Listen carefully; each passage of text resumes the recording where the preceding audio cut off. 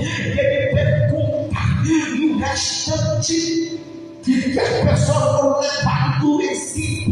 O Senhor diz: eles estão lá numa grande miséria. As muralhas estão derrubadas, as portas estão quebradas. A Bíblia vai dizer que Neemias vai lamentar e chorar. Aleluia. Podemos ver a visão dessa palavra: chorar e lamentar. Neemias chora e lamenta, mas não vê resposta. Neemias chora e lamenta, mas não vê resultado. Nós chora e lamentamos, mas não vê resposta. Neemias entendeu que o choro da lamentação não teve resposta para a vida dele. Entendeu? Então eu vou fazer diferente. Neemias agora vai orar e jejuar.